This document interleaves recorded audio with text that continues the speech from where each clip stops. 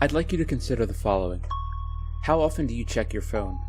How often do you gaze at the screen, forgetting the world around you? While alone, with friends, in class, at work, technology has a tight hold on our lives, and technology grows ever more complex with each passing year. That asphyxiating grasp is beginning to tighten further with the advancements in artificial intelligence. Will this technology end up a boon to society, or will it strangle us? In my own experience, it seems that more often than not, people are slaves to their phones, slaves to technology. Which has had me wondering, will an increase in the production and use of AI in our daily lives affect us in the same negative ways that are linked to phones and social media use in current society? I would think so. In my own experience, I see it every day with our current technology. Every day when in public gatherings, I sit while those around me have their eyes locked to their screens, each in their own little world. With people losing themselves to such simple technology, wouldn't a more comparatively complex technology like AI warp our sense of reality further? But I am merely a spectator for these events, and for more critical information, we must look to the experts on the subjects of psychology and technology. First, Sherry Turkle, a professor of the social study of science and technology, and has written an article relating to this subject titled, "Why These Friendly Robots Can't Be Good Friends to Our Kids." Her article is an analysis on how humans interact with robots, with her focus primarily set on the relationship of robots and children. Turkle was part of a research study that found some interesting connections between robots and children. Quote, "The children saw robots as sort of alive enough to have thoughts and emotions, alive enough to care about you, alive enough that their feelings for you mattered. The children tended to describe the robots as gendered. They asked the robots, 'Are you happy? Do you love me?' As one 11-year-old girl put it, 'It's not like a toy because you can't teach a toy. It's like something that's part of you, you know, something you love, kind of like another person, like a baby.'" End quote. I found this to be somewhat disturbing. The children saw these robots not as a toy, but as something you can love like another person. However, it's not a person, it's a lifeless computer that was programmed to act human. It cannot love you or hold any emotion for that matter. Turkle mentioned something similar to this as well in another example. Quote, "Recently, I opened my MIT mail and found a call for subjects for a study involving social robots that will engage children in conversation to elicit empathy. What will these children be empathizing with exactly? Empathy is a capacity that allows us to put ourselves in the place of others, to know what they are feeling. Robots, however, have no emotions to share. They cannot put themselves in our place." End quote. With that in mind, can you truly love a robot, knowing it will never love you? I'd say in a way we already do with how much our attention we allow to be consumed by our phones and social media. Not that it's a good thing. On that topic, however, I'd like to bring in the thoughts of Glenn Gare, a PhD in psychology. In his article, The Dark Side of Cell Phones, he approaches our topic from a slightly different lens, that being the nature of human communication. As you can see in Gare's chart, human communication wasn't always as it is now. In the past, humans had much smaller, close-knit communities with lots of face-to-face communication. Now, our social networks are vast and often impersonal. Our methods of communication vary wildly. But what's most important for us is the degree of anonymity, which, as you can imagine, it is quite easy nowadays for anonymous communication, something that has never been the case for the rest of history. What effect does this have on our societies? Gare explains this too, with a concept called disindividuated behavior.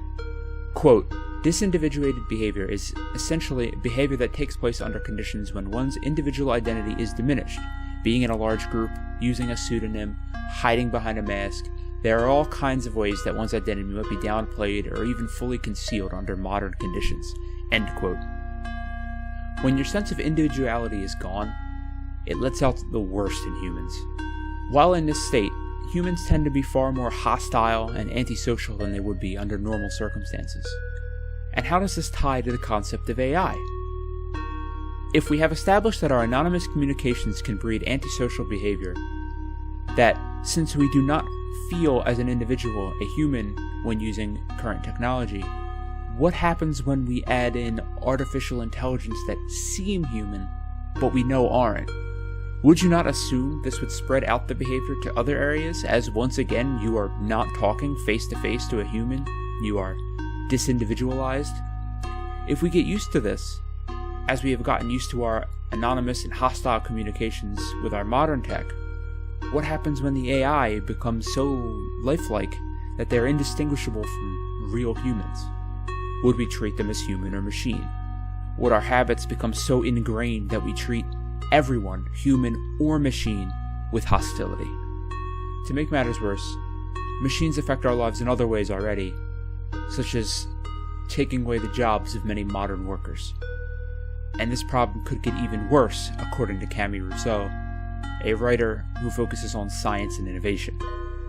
In her article, Is the Robot Psychologist the Next Big AI App?, she brings up how, as time goes forward, more and more workers will lose their jobs to automation, and how there will likely be an increase in the need for psychologists as a result.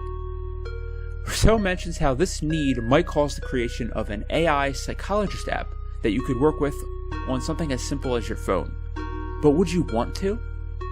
How could you possibly receive mental help from a machine that does not have the capacity to empathize with you?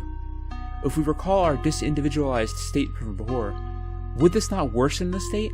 As now your psychological issues are being treated by a machine, and you are interacting with even less humans. These issues are brought up by Rousseau later in her article, when she makes a closing statement that, quote, "It's not a matter of if, but when," end quote, with regard to these technologies. I will say that it's not all doom and gloom, at least according to Sarah Rose Kavanaugh, a professor of psychology. In her article, No, Smartphones Are Not Destroying a Generation, she discusses the positives and supposed faults that many studies about the negative effects of technology have. To give context to the phrasing she chooses in her article is a direct response to another article that we do not need to review for the purposes of this video. Her first major point is essentially that there are studies out there that have shown the positive benefits, not only studies showing the negative benefits. To this I say, okay. I don't think this really defeats the negative studies or any points made from the negative studies. Just because something has a positive effect does not mean you can simply ignore the negative effect. Both sides must be explored fully and compared to see if the cost is worth the benefit. Her second major point is that all studies are correlational, not causational. And this is a perfectly fair statement. Correlation does not equal causation. That is something that must be kept in mind when doing any kind of research. However, correlation does not mean that the research has found nothing either. It simply means more research must be done to come to a final answer or conclusion on the given subject. Her last major point is that the study of this topic tends to ignore social contexts and individual differences. To this I say, again, that it is a fair point. However, once again, I must say that this does not defeat the studies either. It simply means that more research must continue on the subject. Ultimately, I think she simply wants people to do more research on the subject before proclaiming the end is nigh or any other such doomsaying. And on this, I agree wholeheartedly. The research that has been done on this subject is far from finished, but that does not mean that we can simply cover our eyes and ears and act like the possibility that technology is affecting us negatively isn't there. Now that I have given you some information on this topic, I'd like you to think again about what I said at the beginning of this video. How does your phone affect your life? Is it a bane or a boon? And how would your life change if artificial intelligence became more prevalent? Would it add more potential problems to your life? Would it make your life easier? Would you even know? No one can say for certain what role technology will have in our futures, or how it will change us as individuals or as a society. And so, we must do more research.